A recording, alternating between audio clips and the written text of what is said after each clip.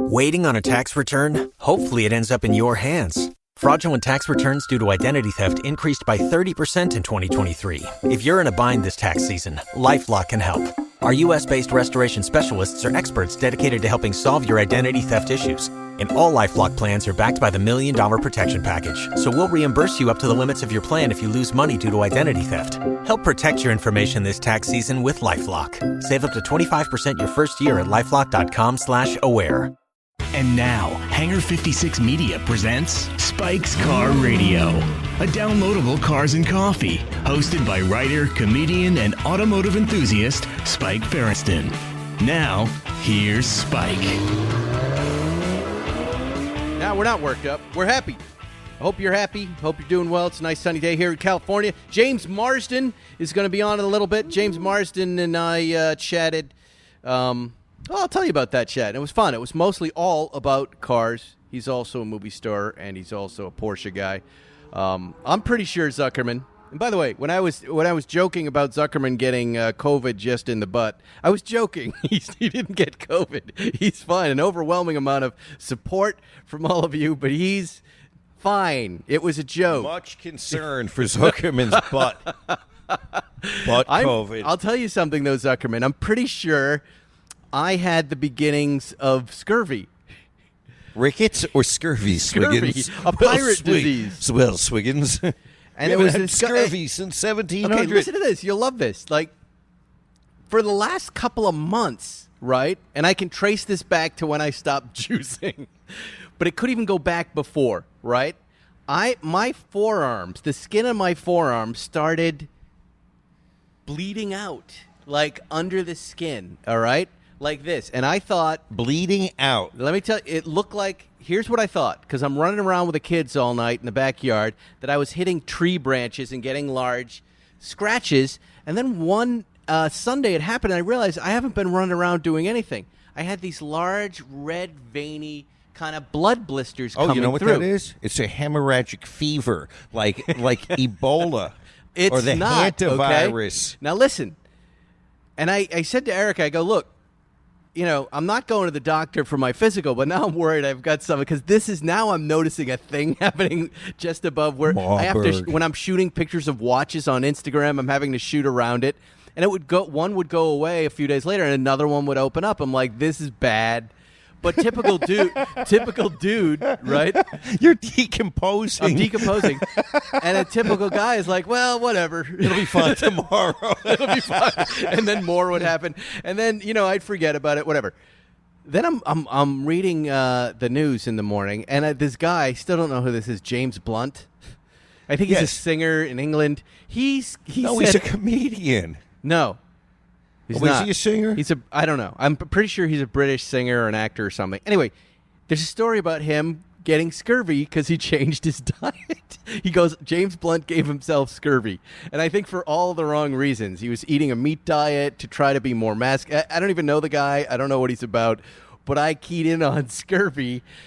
And I realized I was kind of unwittingly eating the same, a lot of proteins, a lot of grains and whole grains, but no fruit, no juice, no whatsoever. So, Zuckerman, I know you're shaking your head, right? Scurvy, the pirates got scurvy because they ate hardtack and drank rum. But remember what the pirates had to eat? Hardtack and rum. No, but remember what made them feel better and cured oranges, them. dummy, oranges. Limes. They were limes, and specifically. So, I read that. I'm like, you know what? And I'm looking at the symptoms. The beginning symptoms are this, like, blood vessels cracking on your skin.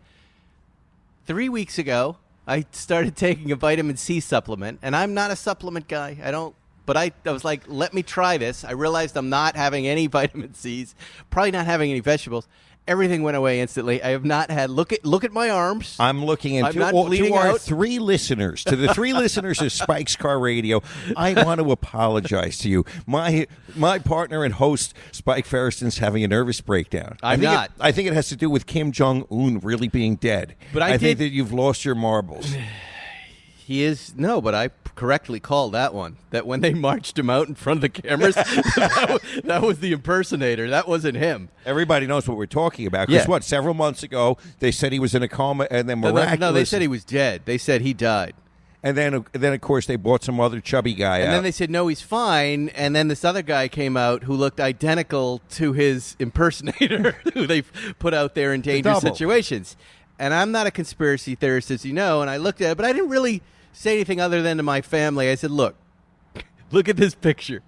They go, he's fine. You were wrong, Dad. I go, that's the impersonator. Watch. And you'll know if the sister suddenly emerges. Yesterday, the sister emerged as from the the new leader. shadow. Right. She looks very mean, by the way. But isn't that there was a movie called Dave, I'm pretty sure, and we couldn't remember who the actor was, but Dave was an actor who was hired to play the president because he looked exactly like the president. Then the president died, and Dave took over, right? Right. The same thing just happened in North Korea. I bet they made that North Korean guy president, and they were like, all right, this is an untenable situation. And then they skinned him alive. Yeah, he's dead. They dissolved him in acid. They probably shot him with the anti-aircraft gun, and then they dissolved you whatever wouldn't was feed left. him to the dogs. I think you would dissolve him because he knows the whole story. Why do you think the real guy died? Huh? The real guy. What do you think? COVID-19. No, I don't agree with you. Yeah, it's got to be. I said to you, he died on the penis table. You know about the penis table? That's the operating table. Remember that billionaire guy? He went under, and This he is was another. You think I have harebrained theories? Okay, So when you're a billionaire, you decide the last thing you work on is your penis. That's right, because remember that billionaire guy died. It was the second, third, fourth time that he had his penis Yes. operated on. Every conspiracy theory has one small element of truth. There was one billionaire who was trying to lengthen his penis and died. Wasn't it in another country? in France, I think. Yeah. He was in France. This guy, okay, Kim Jong-un probably went to France. He got on the penis table. They started dicing him up, and then he expired. And he expired from his penis enlargement. Yeah, it could happen. And you think my scurvy theory is outlandish? Well, I figured I might as well bring up my theory as long as we were on scurvy. I don't think I'm wrong about it. Because I started taking vitamin C, and by the way, I started feeling peppier, I started feeling better. I really do think I had, this quarantine puts us all out of our routines. Right. And the only thing I can trace it back to, Zuckerman, is, when I was going to a gym, I would always stop for this green juice that had some vitamin C in it. I would always make sure I had the appropriate amount of vitamins, and I'm not There's eating the same way. whole swaths of this country that have never had a green juice. People that don't eat anything but what comes out of the Costco freezers. I've never. No, but they drink vitamin C. What do you think? Tang? What are you talking about? No, they don't. Tampico. Zuckerman, I want you to look at my arm. I've been living a There's no long time, more 55 scurvy. years. 55 years, and I've never heard a grown man or anyone ever say anything about I scurvy. understand. And then you on the internet hear something about a guy named James Blunt. You don't even know who he is, and Okay. then all of a sudden you've got scurvy. Let me connect these two things. Oh, In my own research, conspiracy. Talk about connections. look, in my own research, a bunch of shit did come up, right? I'm going to connect Like the dots. and some of the dots you connect are like bad ones, like Yeah. cancers and Pyramids on dollar hemorrhagic bills. fevers. An eye on the dollar. Yes, I know Yes, you're all mocking, of but that. listen, Yeah. one of the things that does come up is Try scurvy. And of course I rolled my eyes at that too. Then Of when I course. heard a modern man do this to him through a diet that I was eating the same way, and I'm showing the initial symptoms, the only thing to try was to treat it, which I did with some vitamin C, and lo and behold, my friend, everything disappeared. I like how you take a couple of vitamins and you call it treatment. 3 weeks. 3 weeks of vitamin deficiency. Self-diagnosing a disease that's been eradicated for centuries. It's not eradicated. And now It's alive and treating well. Now treating it with some Chox chewable vitamins. No, it's alive and well. Flintstones chewables? vitamins. I've been treating myself. Let's talk about our sponsor, ExpressVPN. They're sponsoring today's episode. Who is ExpressVPN? Well, you know what VPN is, Zuckerman? No, I don't. You don't? Is it a diagnosis? It is a virtual private network. Virtual private networks, what you do is you log on. It actually automatically logs on for you, and it anonymizes your computer wherever you are. Whether you're in a hotel, whether you're on a plane, whether you're floating around the world, nobody knows who you are and where you are, so you can't be tracked. But guess what ExpressVPN does for you? They have hundreds of virtual private networks out there. Let me explain it to you, Zuckerman, because you're not a computer guy.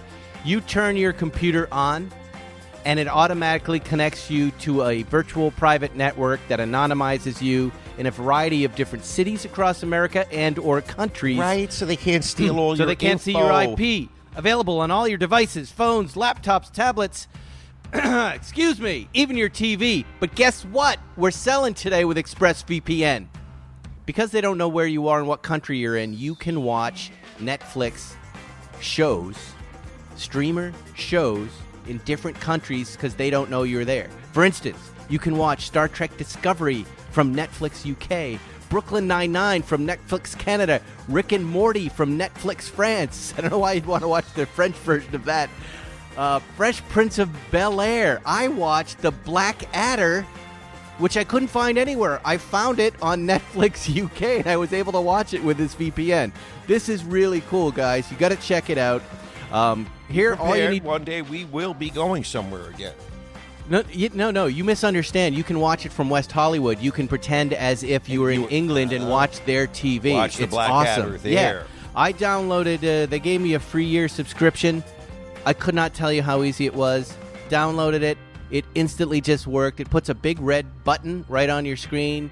Every time you open your computer to your browser, it automatically logs you in. You don't have to do anything. It's super easy. Go to expressvpn.com. That's expressvpn.com and use /Spike911.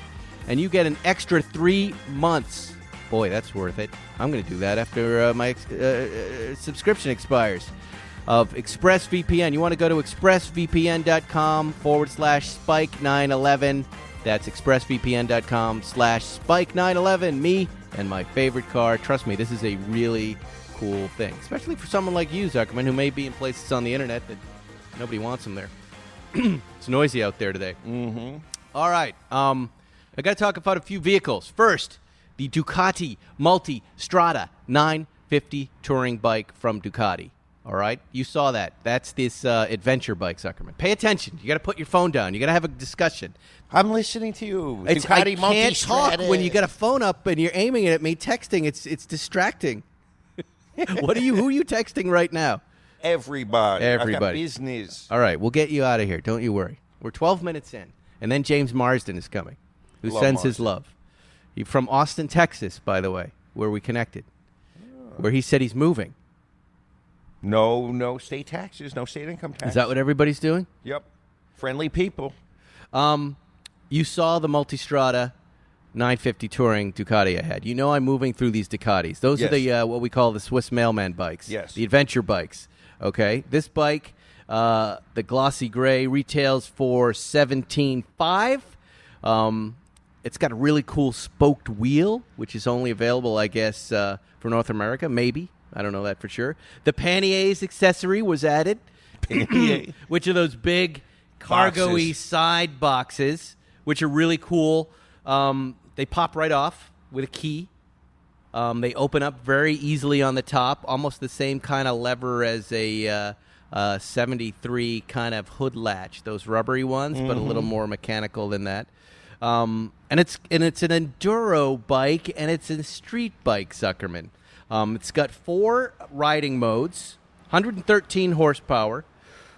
It's got a touring mode, sport mode, urban mode, enduro mode. I will be honest with you, I didn't get a chance to use all of them. I just blasted this thing in and out of Malibu, ran errands in it. I'm going to tell you what it's like. Here's the first thing I noticed about it, all right? First of all, I'm a huge fan of the Ducati brand right now. Like, I'm a little nuts about them, all right? They remind me of these Ferraris we see. This is the Ferrari analogy in the car world is the Ducati for me. When I'm riding the Multistrada, when I'm riding any of these Ducatis, I'm not seeing many other Ducatis except for kind of the Ducati racing bikes. You know, the cafe style. Yeah, the Desmos, right. But, you know, I ran errands. I know Johnny Lieberman likes to make fun of me. I went grocery shopping, which I really enjoyed. My 2 bags of groceries fit in perfectly. You close the top. It's awesome. You know, you want to go grocery shopping in it. But I have some, you know, this isn't the bike for me. And I'll tell you why. Here's the first thing you notice about, and it has nothing to do with the Ducati Multistrada, which is an awesome bike. And if you like these types of bikes, this is definitely something you're going to want. Because I didn't see another one. It's fast as fucking hell. But the adventure bike is a tall bike. So for me, like I'm getting into it in my garage, kind of front wheel facing in, and I've got to push myself out of the, and I've always got a nice car in there. That was kind of hard for me, right? I ended up parking in my outside driveway, so I didn't have to back in and out of the driveway. And I'm tippy-toed at 5'10", right? This is not a Ducati issue. I think this is just an adventure bike issue. So that was a little bit of a problem for me. The other one is, as much as I like the big panniers on the side, I'm a lane splitter, right? So that when I get on that Street Fighter V4S, that's where my squirrel brain that operates a little faster than my body really starts to enjoy life, because I can now get up to speed with my brain. I can make decisions quite quickly. Kind of the same reasons that we like GT2 RSs right. and fast cars. They move through traffic really quickly. But with the panniers on the back, you're looking at your front wheel, and then you kind of forget how wide you are in the back, which for me was going to lead to a problem at a certain point. I was going to hurt somebody's car because I was going to forget that. They get this really interesting thing, too. Like, it's got this keyless kind of starting, but if you put the key in the back cargo thing, it won't start. So it's got a PIN code, which I like. So anytime you want to start your bike, all you have to do is remember the four-digit PIN code. Really? Yeah, you just put it in. You can start the bike wherever you are, even if you don't have the keys, I'm assuming. Which is really kind of a cool, clever idea, isn't it?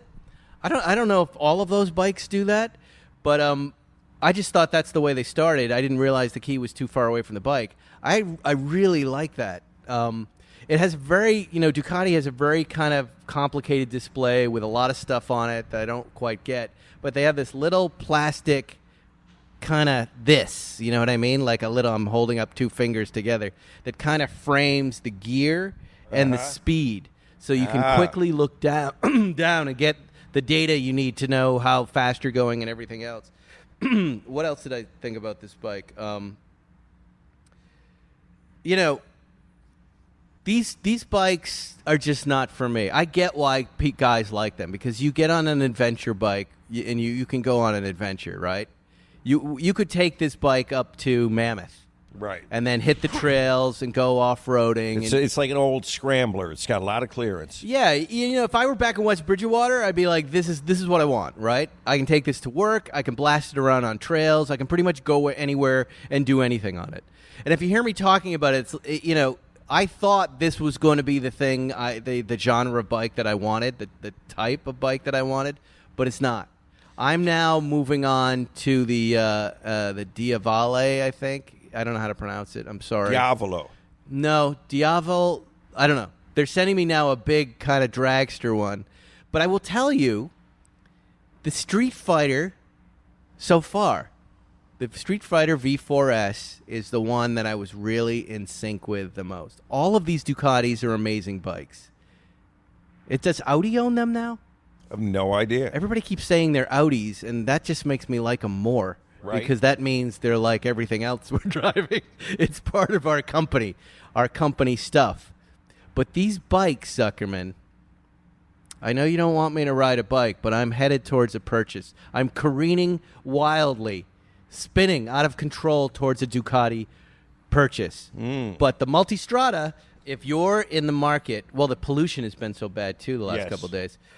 If you're in the market for the adventure bike, you can't beat this thing. I mean, you can't beat it, primarily because I didn't see any other ones. The engine is delightful. The speed is amazing. I don't know. Loved it. It's just not going to win my personal Ducati sweepstakes, which is going to be about the Street Fighter V4S. That's the bike to beat right now. Okay. Now, do I get to drive one of these? Can I take it around the block? Will they let me? Absolutely. Yeah.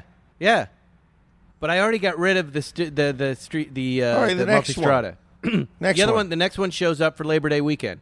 Perfect. And that's a big fat dragster. But you should like that one. Big fat Zuckerman on a big fat dragster. I'm excited for you to drive it. I all of them.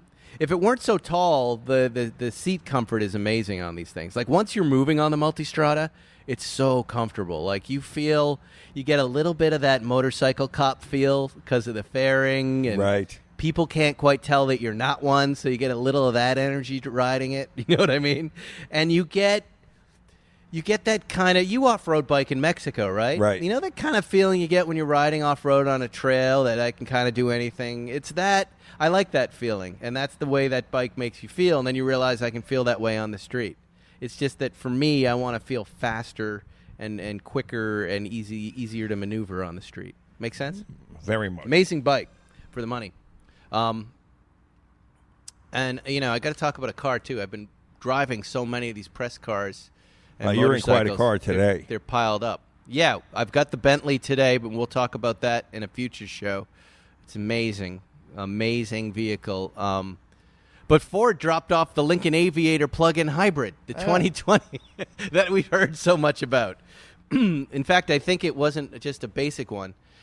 Here's another vehicle I just didn't know a lot about, but they said, here, take it. So I said, sure. I believe it's the Grand Touring all-wheel drive. Yes, there it is. So it's the highest-end Lincoln Aviator plug-in hybrid, $84,000 total dollars. It's funny, I didn't know anything about it. So they put it in the driveway, and I'm like, what is this? First of all, I thought the Lincoln Aviator was the giant, but that's the Navigator. That's the big one. The Aviator is the much smaller. It's not much. It looks like the Explorer size, right? It actually looks bigger. You're right. Yeah, it's that size. It looks bigger than anything, but it's mid-size. Yet inside it has 3 rows. Which, and you step into this thing, and it's that whole, I'm so surprised that Lincoln is so luxurious feeling. But $84,000, now you're in Range Rover territory, right? The second thing I noticed about it is it had a charging door. And I went, what is their charging door doing on this Lincoln? I had no clue that they were making plug-in hybrid SUVs. So it turns out this is one of those deals, you got a bunch of horsepower, and then you have 21 miles of all electric. I don't know the amount of horsepower, but the car is quick. And you have, a variety of modes. You have this little toggle inside that, it seems to do too much. You've got Excite mode, and you've got electric preservation mode, and then you've got all electric mode, and then you have the kind of terrain modes all blended in together. It gets a little confusing. Like, even after a week of using it, I wasn't quite sure where I needed to be at any given time. I just really wanted to be either in one of 3 modes, which is, give me all the engine so I can go fast, give me all the electric so I don't use the engine, or give me all the engine so I can charge the battery while I'm driving. And then I don't care about the hybrid mode. I don't understand those modes that are blending gas. It's like a Prius. Right. If you have all electric, right, you just want to use all electric or all motor. That's just my opinion. Truck is really great, though. The kids loved it. It was one of their favorite vehicles that's been in the driveway lately. This is hard. It's amazing to say that about a Lincoln. And, what else can I say about it? Luxurious interior. Lots of amazing features. The seating was very comfortable and luxurious, and captain seats everywhere. Electric range was about as good as you can get these days, 21 miles, all electric, and I found it to be, even in the heat wave, pretty accurate. The exterior looked great. You don't see a lot of them here in L.A., but I thought it was a pretty damn good SUV. All gas, though. I mean, it's a big price tag, $84,000 to drive a Lincoln. Not so sure about that. But yeah, there you go. It's hard to win me over from Range Rover right now. The Velar SV autobiography was pretty great. But you're saying this is a very credible vehicle. Yeah, here's, again, it's like I'm just not a Lincoln guy yet. But I find it to be, if you are, and if you don't want to drive a Range Rover, and if you don't want to drive a Mercedes, because again, this is a $85,000 SUV. You're going to be taken care of in this thing. If this is your brand, go for it for sure. Like the riding, the comfort level of the ride is fantastic. The quiet inside the SUV is fantastic. It's just I don't resonate in Los Angeles with Lincoln. If I were back in Massachusetts, I would get the Lincoln. Do you see what I'm saying? I understand. Because I wouldn't be, I wouldn't want to. LA is a very, and I hate to use the word snobby, but maybe it's a little snobby, but maybe it's just our car culture. As I was driving today in my partner's G63, a G-Wagon, something you said I looked kind of funny in. Yeah. It's such an LA kind of a car. You drive things in LA that you really can't get away with anywhere else. The idea of driving a G-Wagon down the street is really kind of funny. Where else would you do that? But it's ubiquitous in LA. You see them everywhere. It is. It is. No, it's a unique place that way. It's the G-Wagon. I don't know. Again, I go back over and over again to Range Rover. I always go back to there, and I know I'm moving into a Defender. They're building my Defender in October. And I'm already worried that it won't feel like my Range Rover Sport, which is easy. Yeah, but they really hit the bullseye. Range Rover does in that department. Yeah, I did a quick bit of research while you were talking. Ducati is under Lamborghini, which is under Audi, oh, no way. which is under VW. Oh, there so you that's go. that's is the that chain why of I command. like them so much? Listen, if the Germans are really responsible for how the thing is working, you're in good hands. Well, look, I told you what I'm noticing about this Bentley Continental the second I sat down, right? Right. What are you looking at? What? I'm wondering why I've got 2 cigarette lighters sitting on the counter here. cigarette lighters that belong in cars. So I'm Yes. wondering why these are not in cars and why they're on the coffee table. I don't know. Let me tell John. John, let me call you in 2 seconds. We're still podcasting. Yeah, we better hurry up. I got to make money. But what I'm noticing in this Bentley, which I will review later, that I noticed in the Ducati is some things have been figured out, and it's the Germans. Of course. These brands are wonderful. Ducati, I don't have the experience with a Bentley. I do, but something just happened to make them perfection. And the crowds right? get their hands, they get their hands on these things all You're of a sudden. going to end up on woke wheels by For saying saying Krauts. Kraut? Okay. Can you say? Are they still? Can you say Krauts? I think crowd is charming. I didn't say when they get their hands on it, the shit works right. All it right. does not break. Those are your down. words, not mine. But I don't know. I heard you say it 10 times. it's a funny word. That's why. Yeah. Isn't it in Hogan's Heroes? Don't they call them the Krauts? Do they? Huh?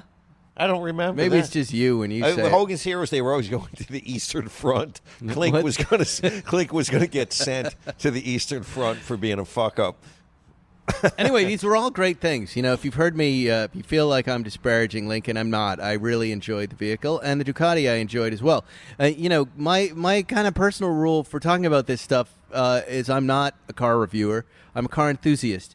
And if there's stuff that I don't really like, I'm probably not going to take it out of the press fleet and talk about it on the show. So if you hear me talking about them, you know that I like them. And I did really enjoy my time in the Lincoln. It was good. I think part of it, Zuckerman, is there's just no normal driving still Right. while the state of California is pretty much closed, right? I'm still all about little sports cars and that stuff, right? I would agree with you. Right? Yeah, absolutely. Well, a couple days ago, I've been trying to get him on for a long time, our old buddy James Marsden, Mr. GT3 Touring. Luckiest man in The Hollywood. luckiest man in Hollywood. The best-looking man in Hollywood. The best looking. I reached out to him and I said, you got to come back on, check in with us. We all want to know how you're doing during this. And he said, I'm down in Austin. I'm in a beautiful house on a lake. Let's do it. He had an amazing computer. He had a brand-new computer that just had perfect video. I don't know about the audio, but I have now moved on, not in this interview, to a new platform. I'm going to try Zencaster. A lot of you recommended. We're going to do a test with that with the president of Maserati next week. But James Marsden, we talked Ferrari, Zuckerman. We talked Porsches. He talks about building cars, building race cars. We talk about go-kart racing, high-speed go-kart racing that we're going to bring our kids to in a few weeks. It was fun. It's all about cars. I wanted it to be more about entertainment, but it ended up all being about cars. So anyway, enjoy my interview with James Marsden. And here it is. We always love to have our friend James Marsden on. Not only is he a consummate actor, super nice guy, he's laughing. He's also a huge fan of Porsches and cars. James Marsden calling in from Austin, Texas. How are you this morning? I'm great, man. How are you? I'm good. What are you doing in Austin, which is the LA? Look, it is. It's becoming Los Angeles. I'm here. I'm staring at Lake Austin. Look at that. Right wow. There you go. I'm just out here by the water. This has been. I'm looking at real estate, to be honest. Yeah, I take my kids down here a lot. This is a friend of mine's house. He's kind and generous enough to let me stay here, and I'm kind of falling in love with it, like everyone else seems to be at the moment. Yeah, it's the LA of Texas, Austin. And in some ways, it looks better. That view you just showed me is gorgeous. The lake right there. Wow. Really, really, really pretty. And I grew up in Oklahoma, and it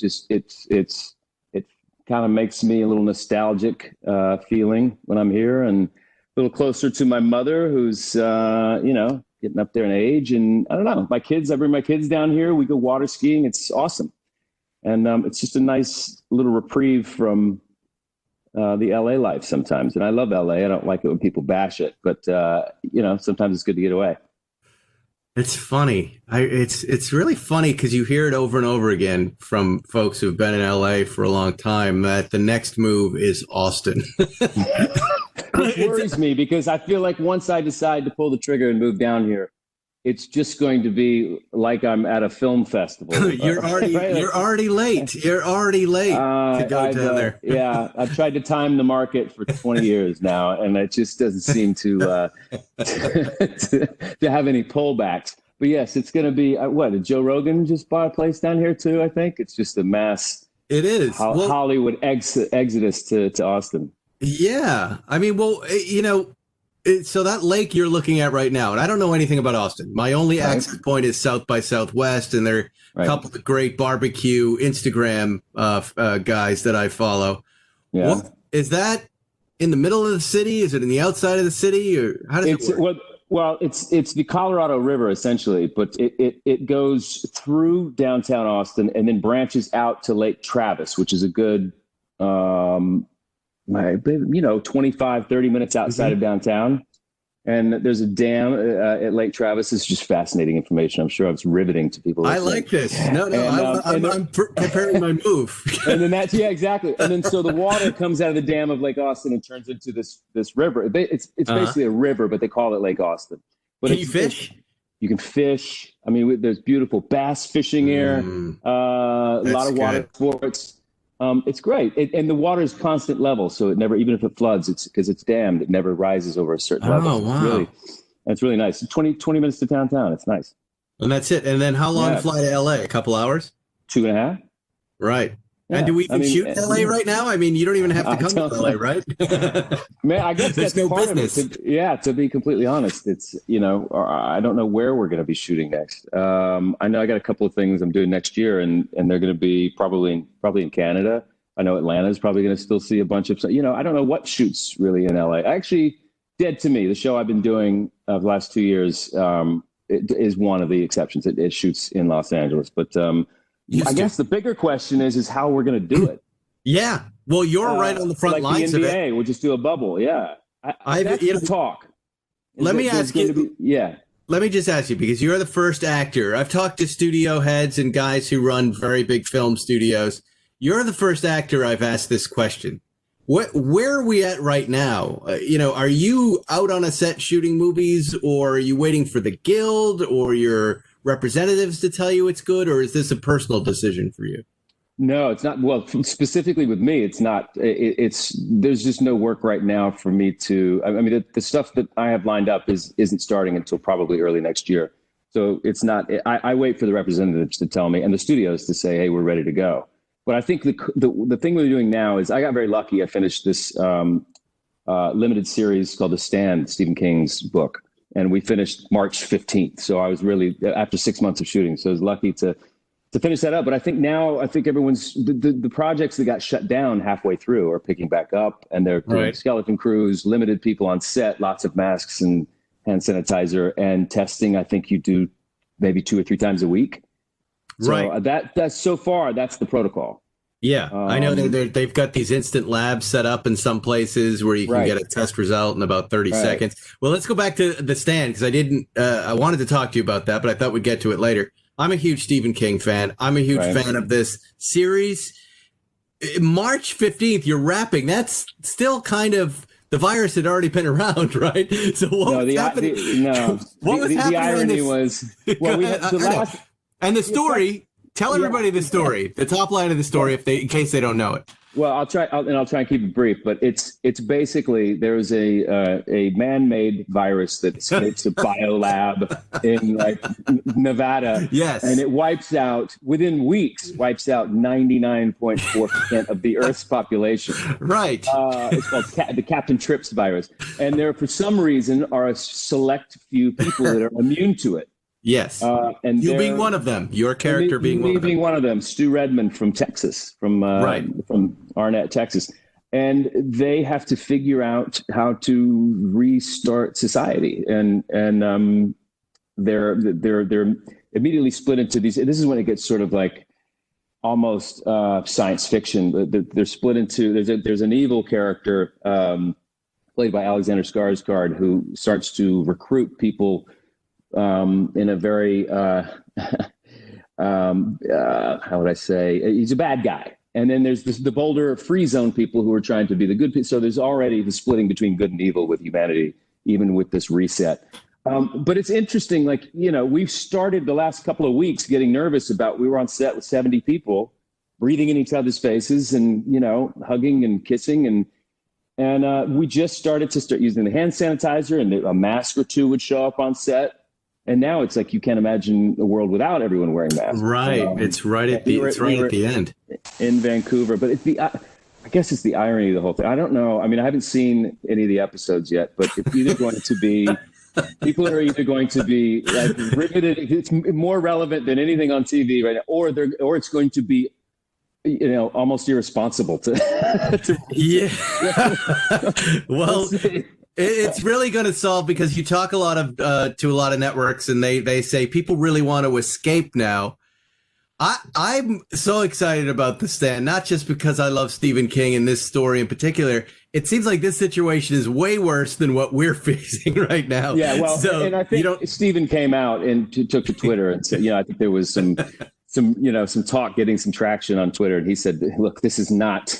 Coronavirus is not, COVID-19 is not Captain Trips. Obviously, they're very different. But that was very early on, and I think he might have walked a little bit of that back over the next couple of months. But he didn't walk it back, but he just, that's obviously in 2 weeks, 99% of the population is gone. And right. So, but this is serious, and and I think it's when it all started, people were saying, I was saying the same thing, which is this an overreaction? Is this, what's going on? Is this just a flu that's going to go away? Obviously, we were, really wrong on that. It wasn't an overreaction at all. But it's been straight. You know what? I don't know why. I just had this is off topic, but do you know one of the business that is not suffering from the coronavirus?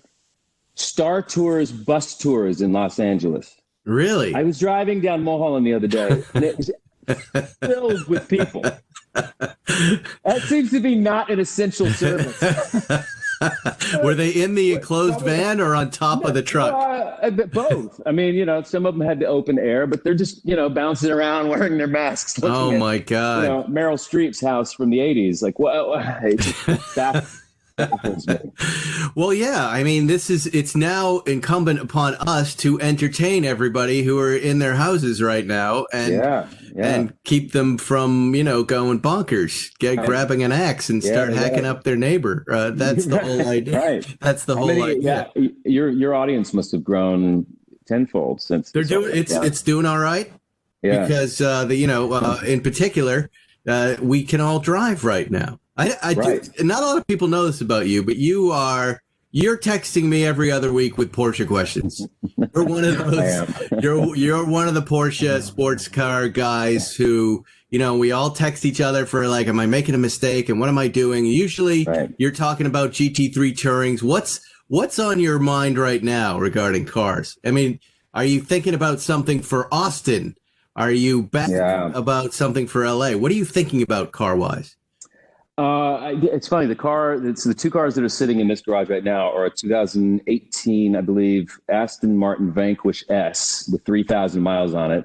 And he's wondering, should I sell this thing or should I keep this thing? And next to it is a 1972 Chevy C10 Cheyenne. Beautiful. Oh, wow. And I drove my son down here a couple of weeks ago, and it was like the Aston wasn't there. He just was just drooling over this old pickup. Of course. So I think I'm buying that from him because it just feels like the right way to do Austin, Texas, kind of douchiness and all, like tool around in your old no, there's pickup. a purity to that. There's a purity to that feeling. I love vehicles like that are slower than the road culture of the year you're in.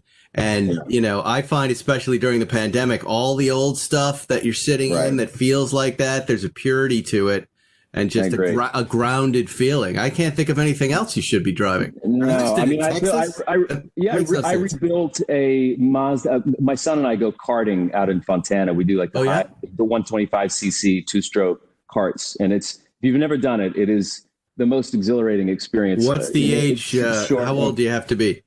Well, I mean, you have 9-year-olds out there passing you. Oh yeah, it's insane. Yeah, really powerful. I mean, Jenson Button. I've been out there with Jenson Button, the ex Formula One driver. He does that to stay sharp. We should go out and like rent the track one day. And, yeah. If you love to drive, it's the closest you can get to driving a Formula car. But so we're big nerds. We rebuilt an old Mazda Miata to spec to take to Willow Springs. So we're where's that car right now? It's in LA. Just kind of sitting there. But it is like you said, it is the time to drive. We can, that's a sport you can take part in. And let me ask you about the Miata. I want to ask you more about the Miata. Why? Because this is happening in my house. My 12-year-old wants to do this. What do you know? What's the best year to rebuild? Like, I mean, I've heard 94. Right. 94. Yes. The NAs, I think, are the 91 to 98, something like that. Mm-hmm. The NA Miatas, those are great ones. They have the flip up headlights. And what did you do to it? 2005, they had a locking differential that was that came standard stock with the car, which is nice. We just bought a salvaged $3,000 Miata and then threw like a coilover suspensions on it.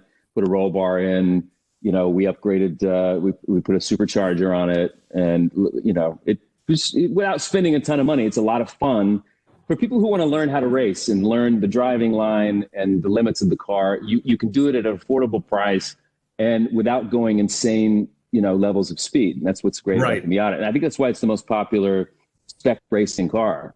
It is in the world. And I got that 911 Touring.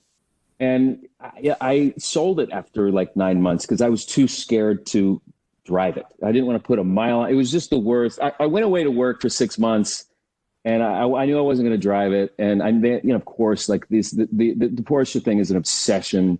They announced there's going to be 992s. There's probably going to be a GT3. I think now we know there is, right? So I don't know. I guess I kind of went, maybe we just wait for the next one, but I really do regret it.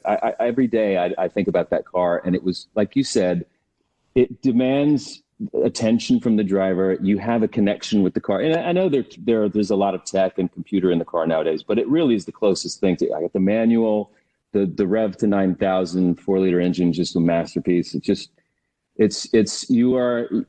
an event when you're driving the car. And I drove a Senna GTR, and I didn't drive one. I said, if I drove one, I would imagine it would feel rather soulless. And soulless? But I mean, if you want to give me one to drive, I'll drive it. But I'm trying to get one from McLaren right now. I'm hoping they stay in business long enough. They told me to talk to them the first week of September because there is a McLaren Senna in the press fleet. And they said they were doing something with it, and I haven't been able to figure it out. Trying to keep it from catching fire? I don't know. I like cars like that, but they're completely different animals, what you're talking about. You texted me, though, back to your GT3 Touring, and you said, it was funny, you said, do you know who bought my car? And then I couldn't figure out why you would ask me that question. Did I help you sell that car? Or no, I think you did. I asked you if you knew anyone that could help, and I think you track it down. Well, no, you directed me to someone who helped me sell it. And right. I should have just asked him, but I like to bother you though. Your voice is softer and more soothing than his. So, did you reach out to the guy that bought your GT3 Touring? And say, I didn't, but I had I wanted to.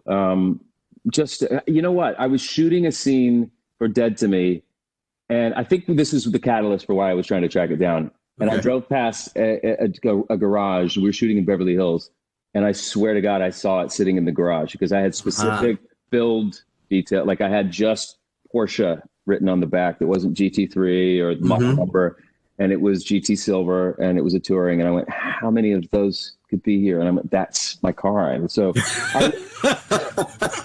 not anymore. Yeah, I want it back. it just hit me in the gut when I saw it. And it was just kind of going like, isn't that it's interesting, the emotion of that moment when you see the ex-girlfriend and that's exactly what it felt like. And you feel like, I like to say, like, I feel I'm a different human after every nap. I wake up and I have different feelings about everything pretty much after every time I sleep. You see this car as you're driving by and you're like, what was I thinking? I want it back. It feels unfair even. Immediately, once you turn the keys over, it's right. They kind of have to pry them out of your hands. What am I doing? I'm making a huge mistake. But now you're fine. Sometimes I try to cover that with the next thing, but it's like you're in a healthy place. You're looking forward. You drove the car. I think those buys, those impulse like rebuys could be a mistake. I think you're buying a set of feelings. You're buying nostalgia. You're buying that desire to go back, not really the thing. You know what I mean? Right. It's you can never go back to high school. There are several of my friends that believe you can go back to high school anytime you want and should go back.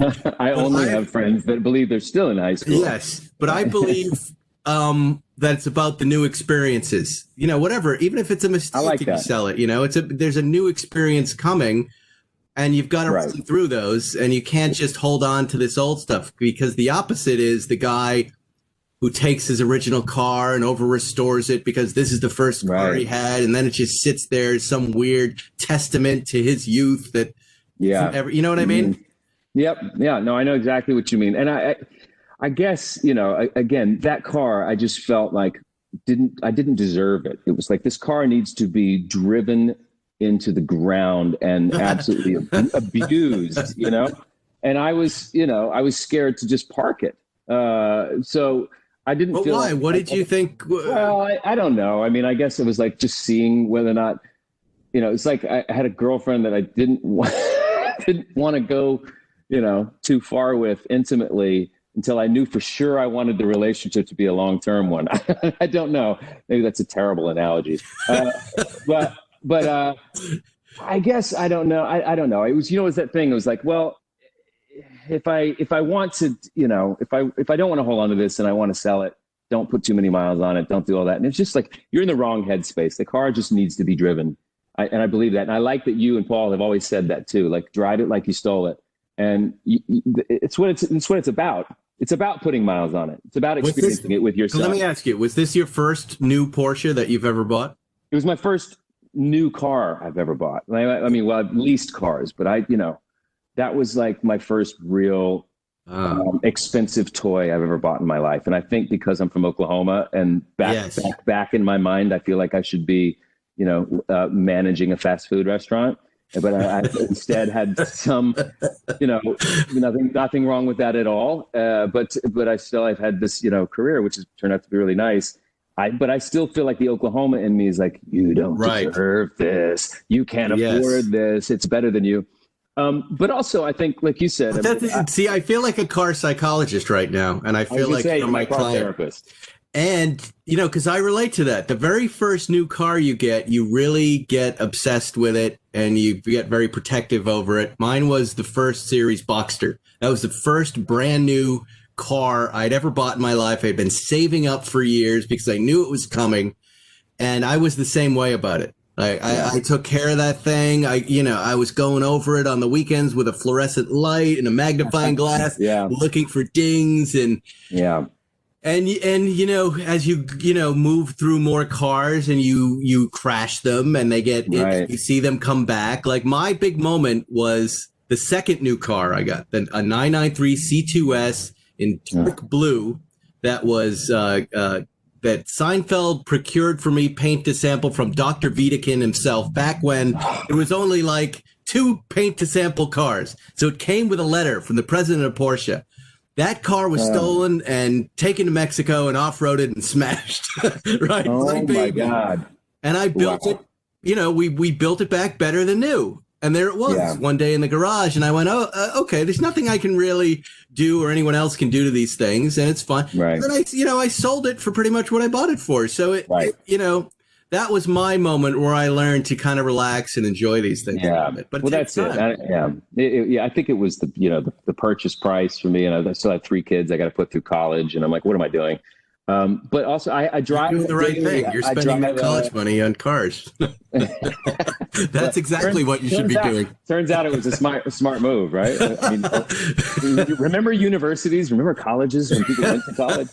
Yeah. But I drive a 997 just base Carrera as my daily driver. And to be honest with you, I had the Ferrari F8 last week, right? And the amount of sheer terrifying power that car has, and these new cars have. I got back into my 997, drove around, and even that base Carrera from 2012, it just feels like plenty of power and so much fun. And you don't worry if a rock jumps up and nicks it. And I don't know. I guess there's part of me that my next car, I like what you said about it all just sort of being an experience and a journey for your life. In the car culture, you have relationships with these cars, and then you welcome new cars into your life and start a new relationship with them. And I've never had an air-cooled Porsche, which is, I think, my next.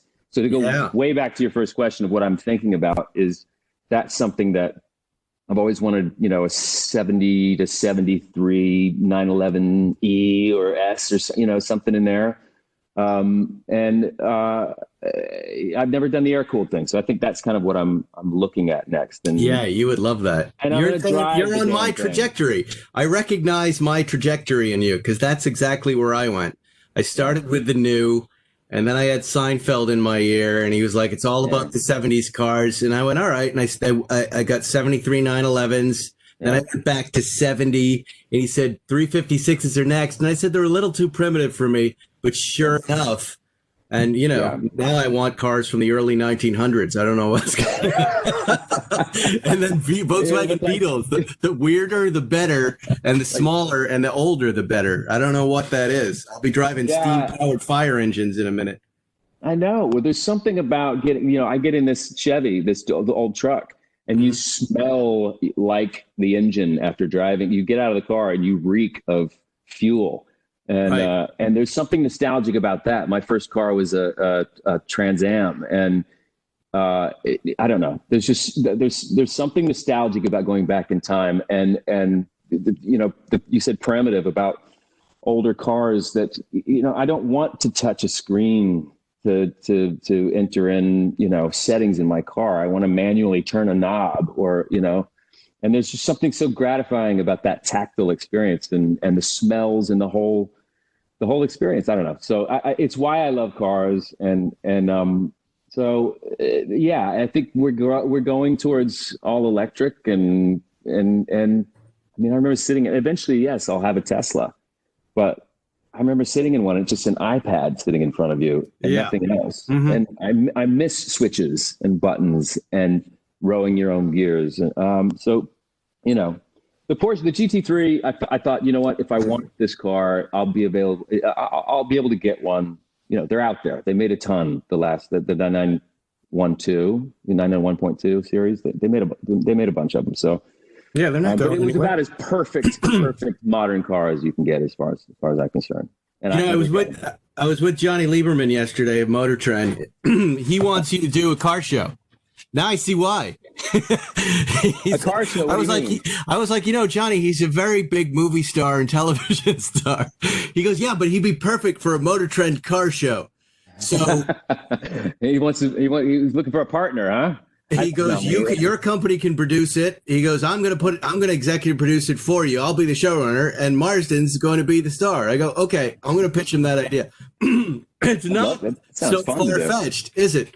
Do you ever think, has Ferrari ever approached you about racing in their? Yeah, that's something that I took they have a program called Corsa Pilota. Yes, and I went all the way up to the advanced courses at Circuit of Americas here in Austin, actually. And you're going 170 miles an hour and an 812, but you're learning. And then it was the 488 where you're really learning how to race. And I was supposed to have finished all the training and get my IMSA license about a year ago, but my schedule got too complicated, and then COVID happened. So I'm supposed to finish that in October, and then go race. Go racing sometime next year. But this year I was supposed to be racing Ferrari Challenge at Laguna Seca, or Watkins Glen, but we couldn't finish the training because of COVID. So that's something that I wonder when I really get there and it's you're on the grid and you're racing wheel to wheel. If I really have the berries for it, we'll see. I want to get there, and then hopefully I'll have the balls to do it. It's not you that I worry about. It's all the other guys on the track, right? That's the problem, right? It's the people who plop down however many hundreds of thousands of dollars or millions of dollars for a full Ferrari garage that never learned how to drive them. And part of that, part of that purchase, you get to go race them, right? And they have something to prove. What you're doing. I think we were up at Laguna Seca watching one of those races last year, and somebody broke their back. Some guy who owned a chain of restaurants crashed and broke his back and wasn't doing too well. The rest of the folks are having it's an amazing thing to see around it, right? Yeah, there's just parties going on. It's really an amazing program with a lot of fun, but it's competitive and you can get hurt. Yeah, you can get hurt, and you're in there with the novices, and that's what's right. They offer something new this year. Maybe it's not new this year, but it's relatively new. It's called the Club Challenge, where you can actually just do a time trial. Oh yeah, which might be cool. I mean, just getting out there in the challenge car and setting your fastest laps in a time trial. Which you won't do that. When you get when you see everybody on the track flying around, all you want to do is be on the track with them, and then winning. That's I'm just in the stands going.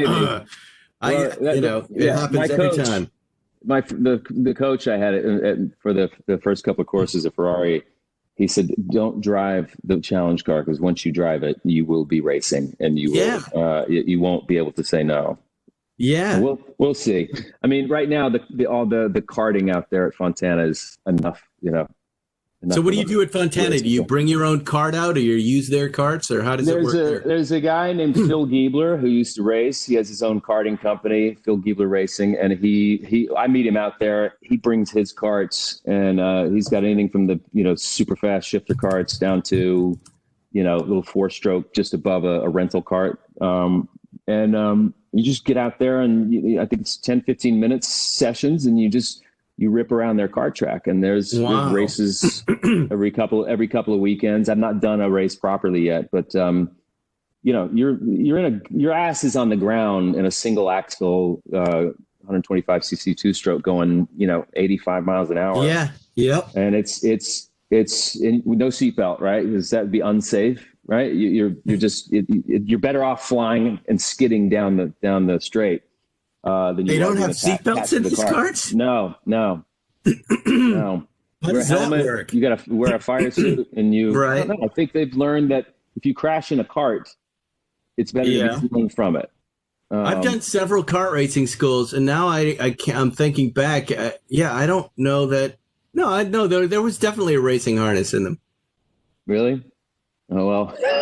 I'm going to call Phil today, because I want to take the boys racing. They're dying to get up there. That is the way to do it. And you take them out there and get them in the rental carts first. Right. Which are just little 4-stroke carts, but they're more powerful than the indoor electric carts. but they're not to a scary degree, and they'll just they'll have a blast, and they will want to race because they have a Cal Speed has their own little rental cart racing series. Right. You know, and you do practice and qualifying, and then you have a couple of different heats. It's a lot of fun. Yeah, no, it's the best. You really do learn the line of a track, and you learn how to race, and you get a nice big bruise on your back from the G-forces in the turns, right? You're pulling a couple G's at least in the turn. Oh, and it's rattling your spine. Yeah. It's more, I was more scared in that go-kart than I was ever going 170 miles an hour on Circuit of Americas. Right. Ferrari 812. I mean, it's you know, you're flying, and the karts behave like a formula car. And you really got to be in shape. It makes you appreciate, you know, the athleticism of these drivers, racing drivers. Mm-hmm. You know, you really got to be in shape. You know what I like is the moment where, you know, you're warming up for a couple hours, but then there's a moment where you're at one with the kart, the slide, the turn, you zone out, and you're just kind of thinking your way through the track. Yeah. That's one of the most interesting moments of high-speed karting. That is. Like you stop thinking and you start just driving on instinct. Feel it. Yeah. And you find the limits of the kart, and then you start to allow it to slide just a little bit. First thing is like you grip the steering wheel like this at first, and then once you loosen that up, and you just do, it sounds dorky, but you do become one with it, and that's when you start to get that false sense of I'm really good at this. Yes, that dangerous. That's when the crashing starts. That's when the crashing starts, and you know you want to go race, and then you're humbled by it, you know, like you said, with a new broken back. But I do love it. I mean, I grew up in Oklahoma on like gravel roads, and I had my mom's 1974 Oldsmobile Cutlass, and I would hang the back end out and see how long I could hold a slide on a gravel road. It was just wide open spaces, but it taught me, you know, how counter steering works and weight transfer and all of those things. And so it's fun to do it. And my son's obsessed with cars. So like you said, how old's your boy? 12 and not 12. I mean, that's such a great age. You got to take him out to go karting. He'll love it. Yeah. But it's also such a nice thing to share with your kids, you know, and the experiences of that. And I'm sure he loves cars as much as you do, I'm imagining. Yeah, but I don't want him to race. I mean, it's nice to do it on the weekends, but he needs a real job. Right. What do you mean? There's thousands of race car drivers in the world who make millions a year. Yeah, sure. You know, that's how I want to spend my weekends, watching my kid maybe die. No, it's all about me and how I want to enjoy my weekends. Right. If he said, Dad, I want to be a professional football player for the NFL or be a race car driver, which one would you let him be? He's not big enough to be a football player. I didn't ask if he was big enough. Which one? I would let him play baseball. I'd let him play baseball. But then I'd kind of go, well, you know, baseball players. You really want to just be hanging out? Can you imagine what those conversations are like, Jack? You know, sitting on the bench, you know. Yeah. Unless it's CJ Wilson, who's the smartest baseball player that I've ever met in my life, CJ, and smarter than most human beings. But he's the only one. The only one I think I've met where I went, wow, I'm really, really impressed with your intelligence. Well, maybe your son would be overqualified to play for the Major League. It's nice to see it come back, but I'm a little bummed that I guess the NBA is doing all right with their bubble, but the Major League Baseball. So weird. I feel like I'm in an old Charlton Heston sci-fi movie when I watch these baseball games with the plastic people in the stands, and some teams have fake laughter, some don't. It's bizarre. And the NBA thing with the walls up, so it's not a big stadium. Right. You really do feel like it's science fiction. The sounds of it, the sounds I've noticed are completely different, right? Yeah. The experience of what it sounds like. You hear, you know, LeBron James saying shit to his, you know, you hear it, all the, you know, and it's on one level, it's really interesting to hear what, you know, it's not what gets usually drowned out by the crowd, but it is a surreal, bizarre experience to see it. And it feels like, is this it from now on? Is this the way we're going to do it? I mean, how is this going to work? Everything's gonna be fine. Nightmare. It is a long nightmare. It's a long nightmare. Yeah. We're halfway through it, but this too shall pass. I believe that we will be back to some form of normalcy. I think we'll be wearing masks for a long time, but whatever. Yeah. We'll figure certain that things out. are changed. Maybe we've officially said goodbye to the handshake. That's good too. Right? I mean, again, I don't mind that. I don't mind that either. No, that's good. Yeah. Going to my wife's friends' one-act play, going to dinner parties. I don't have to do these things. Going to funeral. Look, I love my friends, but I don't need to go to your funeral. It's okay if you're not going to know I wasn't there, right? The birthday parties for adults I'm not invited to. It's really kind of cool. And then I'm hanging out with my favorite people, my family, which is a lot of fun. I could use with a few more, guy hangouts, cigar smokes. Right. But we figured those out. Yeah. We figured out morning coffees kind of separated in the back of coffee places outdoors. It's nice. Yeah. It's not so so you still bad. doing that on Sunday mornings? You still doing your Yeah, we have the cars and coffee 8 to 10 every Sunday. And that's I got to make it down on. for one of those. Well, when do you come back? You're on your way back. I'm here for a week. I'm going to try and find a spot to either buy or rent. But I'm going to be back and forth over the next month looking for a place down here. But I think this trip about a week. So maybe when I'm back we'll hook up down in is it Malibu? It's in Malibu, but we'll meet at Zuckerman's and steal one of his early 911s for you to drive. I was just going to say. Some of those are a little too pristine, I think. Oh, yeah. No, we'll destroy them. I mean, if he's lending Johnny Lieberman cars at this point and Johnny's ripping them through Angeles Crest and ruining transmissions, Zuckerman is a very generous guy, and he understands he's only got about 2 summers left before he dies. So, we can all drive whenever we want. You have access to my cars whenever you like as well. And, I appreciate it. You got to drive all of those old 911s before you buy one to go, I think I'm an 80s guy, I think I'm a mid-70s guy, or perhaps I like the primitive, 60s stuff, because it's all very, very different. Yeah, the early 911s, the 65? When did they start? 64. Right, with a shorter wheelbase. Maybe like a little longer wheelbase, early 70s, but pre-1973 and a half, is that when they went to rubber bumpers? Look, you're thinking exactly right for where you are as a driver and as an enthusiast. 73 is the year for you. Trust me. Yeah, and no doubts. My birth no year. Doubts. What's that? My birth year. So and your birth year. Want to get me a present for September 18th around the corner. That 73. I'll even take a 911T. Yes. That'll be one of my favorite great. cars was my white 911T from 1973. It's an amazing touring vehicle.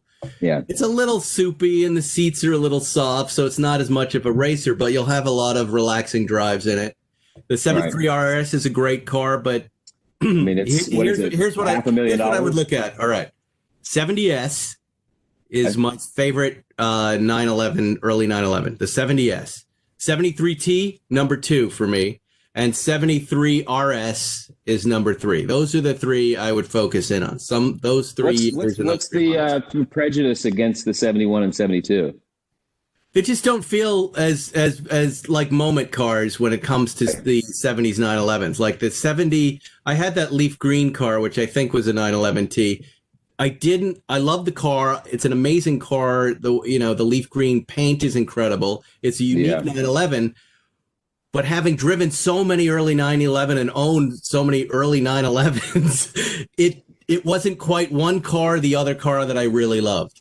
Does that make sense? Yes. And I reminded myself, this is why I call you. It's the evolution of the 911T. For me, the perfect one is 1973 and a half. Right. Yeah. That's just my personal feeling about them and what I like to drive. Wait, does 73 and a half have the rubber bumpers or no? Yeah, but little roundy ones. The ones I had transitional round bumpers, not the big blocky ones. Yeah. And then the 70S, I happen to find an early, a one that only had 6,000 or 7,000 original miles. Chalk marks on the engine, Conda green. And that car was perfection, just preservation perfection. The front end was really solid. Nothing, it just drove like nothing else I'd ever driven. And the engine was just freer and lighter than the 73s. And that became one of my favorite cars to drive. The 70S. The 70S, yeah. Even more so than the 73, the Tangerine 911 RS I sold Zuckerman. Tangerine. Oy. Yeah. What a pretty color. Signal Yellow is another one those are one great. Of my favorites. Yeah, got the orange to it. Well, good. I look forward to coming seeing you and Paul. I'm going to take his Gull Wing out to Angela's Crest. Rip around Angela's Crest in his 300 SL. The Gull Wing I think is for sale at Canepa right now. Anybody who's interested in buying that. We actually have a couple cars for sale. We've got our GT2 RS is for sale at Porsche of Santa Clarita, our beautiful chalk car that's owned by myself and Zuckerman. You did that together, right. Yeah, this is a funny, people always ask, how does Plan Z work? Well, in this particular instance, this is a car I never wanted to sell, but my two co-owners outvoted me. And they said, we want to get rid of it. Majority rule. For different reasons. And now it's up for sale. What those reasons are? They want something new? Well, no. There were different personal reasons that I won't get into. About it, but the important part was I was outvoted. You had no choice. So I went, it's my favorite car. But so like you, the loss, I immediately went, all right, there's new stuff coming. We'll just wait for the new stuff and then we'll move on. Right. And there's less and less of the older stuff. I'm secretly hoping nobody buys it. And then we take it back. Secretly hoping. Maybe I'll buy it, but we'll buy it. You and I will buy it? Yeah, and you can get her back. Deal. So, yes, absolutely. When you get back, we'll get you in an early 911. We'll go for a draw. Right. We'll have a lot of fun. We'll stay safe. Thank you for checking in with us all the way from Austin. Before you go, absolutely, I need to know when I'm going to be able to watch The Stand on CBS All Access. When does this happen? That's a good question. The rumors are that I'm hearing from people involved with it is later this year. So I wish I could give you a more specific date, but towards the end of the year, I think is what they're targeting. Wow. But yeah, next year is Sonic 2. We're going to do the sequel to Sonic with Jim Carrey. That's a lot of fun. Oh, yeah. And go into the third season of Dead to Me, which is the third and final season. So good stuff. Hear is, Ferrari money, Porsche money, Ferrari money, Porsche money. Coming, what's happening? I feel better driving those cars when they just let me borrow them. Yes. Yeah. That's when you really get to have fun with them. They are great. Very, very, very high-class problems and grateful to be in a position to do so. Do you get the Porsche press cars? Do they have you on that list yet? Yes, occasionally I do. I haven't gotten in the 992. Remember the whole 992 story, right? I was supposed to announce it at the LA Auto. Oh, right. Yeah, that's right. The Vertigo, and I realized I couldn't drive a car onto a stage, flanked by people. Do they get you? So they're, that's right. You should get the new. So you haven't driven it yet? I haven't driven the 992. I want to drive the 992S. That's great. Zuckerman has that, doesn't he? We have one, yeah. Right. I have one. You're just going to get burned again. You keep doing this together. We're about to hand that off to one of his lawyers, who's going to take it over because there's other stuff happening too. All right. Well, I can pull that car back. I can pull that car back for you to drive if you'd like to drive it. All right. I wish I could I'll give you my Miata to drive around. That's a big deal in this house. One last question. When you made this Miata for the track, were you then trailering it to the track since it was a salvage title? No, we drove it, but I think we fixed the whole salvage title deal. How does that work? I don't know, and I might have just incriminated myself. But you mean the cars that aren't ever allowed on the road again? You put it on the road. Well, yeah, we made them. Well, maybe it wasn't salvage title. Yeah. I was wrong on that. Why are you waving your hands at me? Looking at you right now. Yeah, I just felt like a salvage title car because it was such a piece of shit. When we that's exciting. No, that's legit, man. That's all we're talking about in this house is how to get a Miata and then what to do with it. It's you're a legit car guy, my friend. Man, I love it. And I like sharing it with people like you. So thanks for welcoming me into the. All right, man. And thank you for taking the time out to chat with us. Absolutely. We'll see you when you get back. Take it easy. Well, that was James Marsden. What'd you think? Woo, he's the best. You didn't hear it. I wasn't there. I like making you pretend. I'm an accomplished liar, Ferrison. Woo!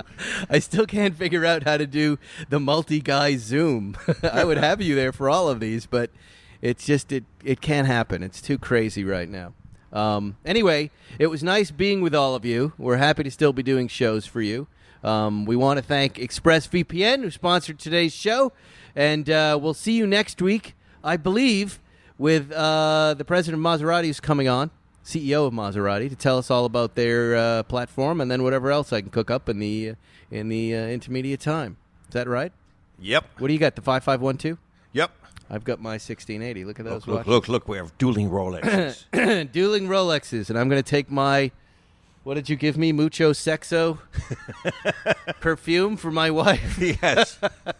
That you brought in as a gift really today? It's not really for her to put on. It's for you to sprinkle around her side of the bed and to promote her wanting to have sex with you and your scurvy.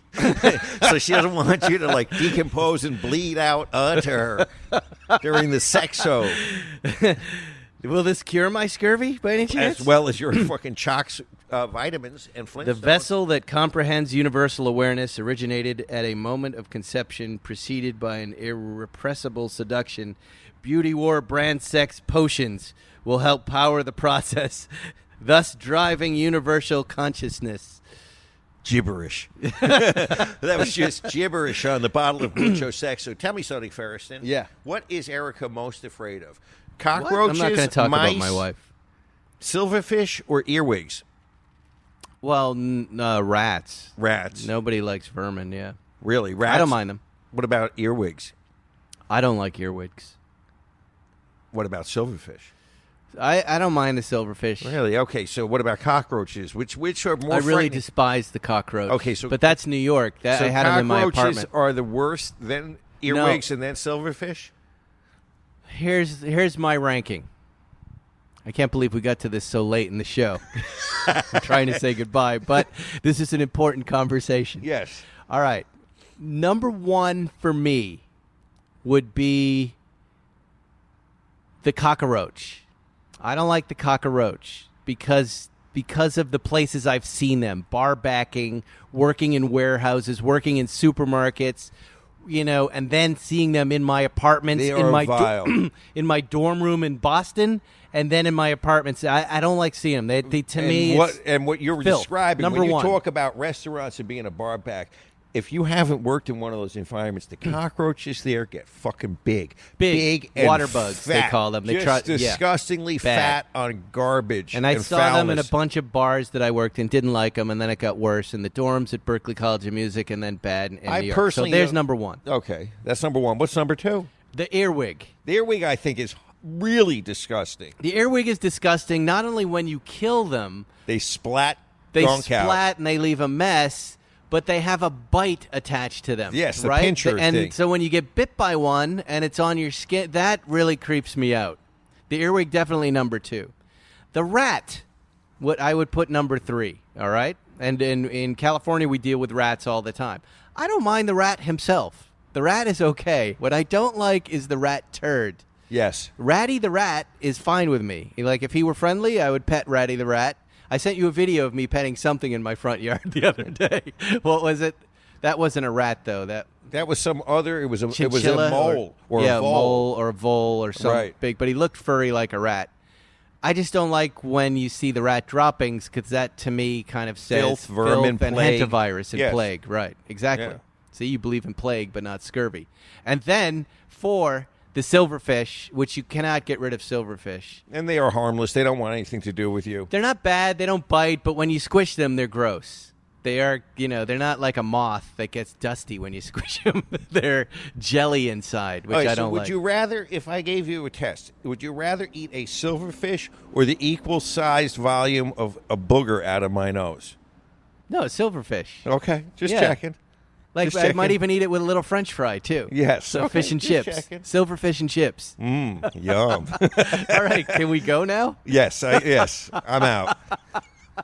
I wonder what that was all about. Nothing. My Huh? brain misfiring. You're not getting some weird sexual pleasure from this conversation, are you? Do I look like I am? That's it, everybody. Goodbye. Thanks for listening to Spike's Car Radio, brought to you by Hangar 56. Listen to new episodes every Wednesday. And be sure to subscribe on Apple Podcasts, Spotify, or wherever you get your favorite podcasts.